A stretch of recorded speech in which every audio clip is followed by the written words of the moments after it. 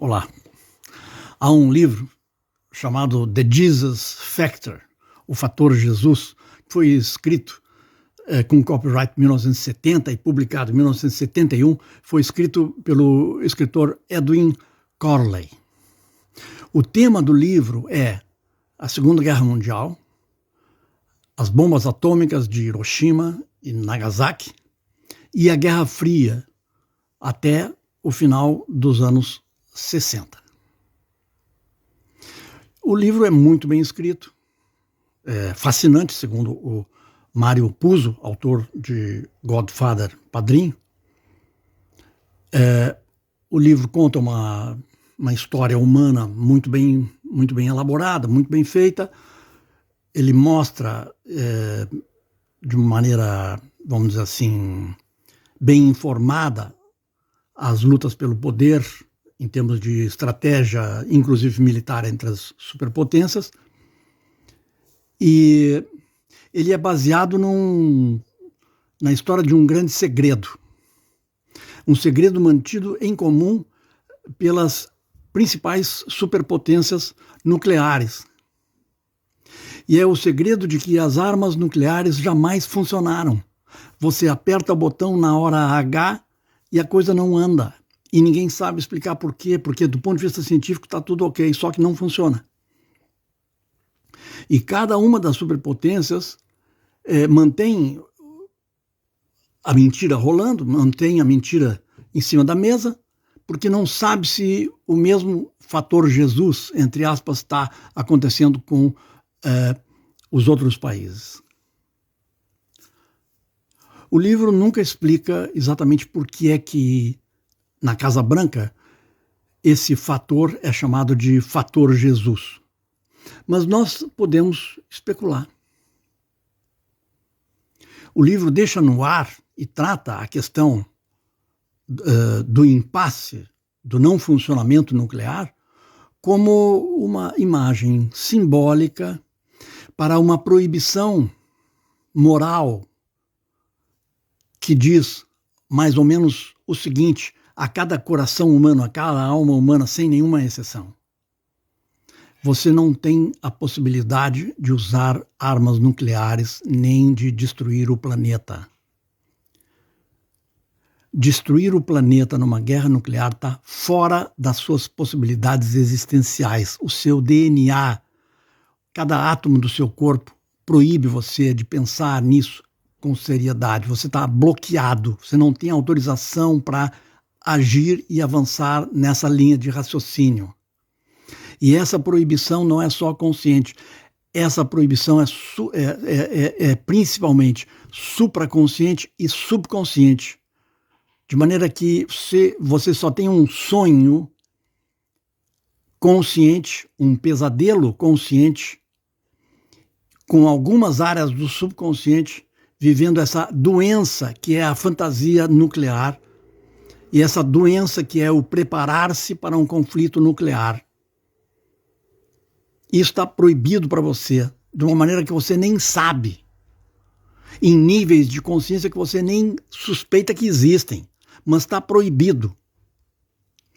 Essa formulação, essa proibição parece estar simbolizada no livro do Edwin Corley, através das misteriosas impossibilidades científicas de explodir, de fato, armas atômicas, tanto por parte da China, como por parte de Israel, como por parte das outras potências, inclusive potências europeias do Ocidente. Então,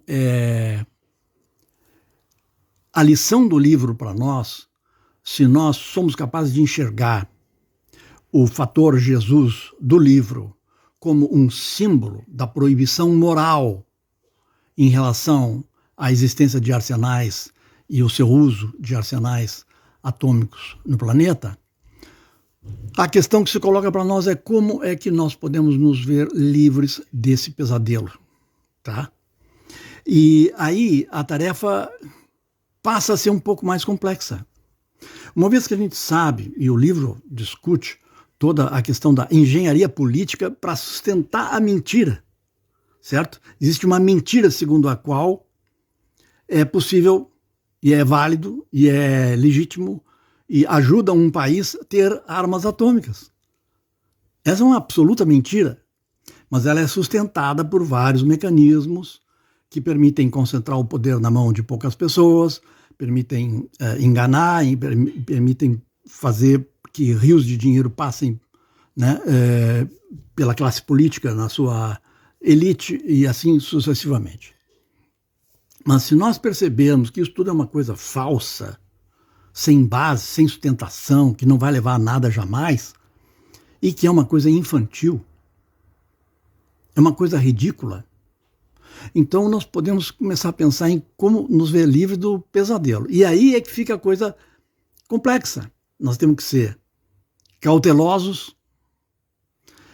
É preciso que cada país se some aos outros países atômicos e dê pequenos passos que gerem boa vontade recíproca, que demonstrem uma vontade confiável de, através da ajuda mútua, superar o pesadelo.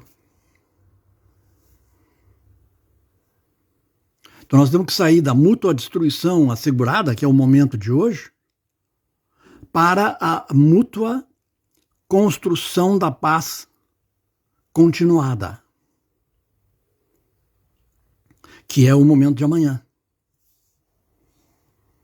Tá? A mútua construção é assegurada. A mútua construção assegurada de paz. Esse é o próximo momento da humanidade, obviamente. É que às vezes o óbvio é difícil de perceber, porque nós somos um pouco estúpidos. Eu sei porque eu convivo comigo há mais de 70 anos de idade. Sei o que é conviver com gente estúpida. É só eu olhar no espelho. Somos todos estúpidos e somos todos também donos de uma grande inteligência espiritual. Está na hora de ativarmos, eu falo por mim, está na hora de nós ativarmos mais a nossa inteligência espiritual, a nossa inteligência emocional, que permite perceber que nós e os nossos adversários temos em comum a vida. E a vida é muito maior do que qualquer adversidade. A vida é muito maior do que qualquer inimizade. A lei deve ser cumprida, às vezes os governos têm que ser duros, mas vamos deixar de lado a questão nuclear, por favor. Não faz sentido.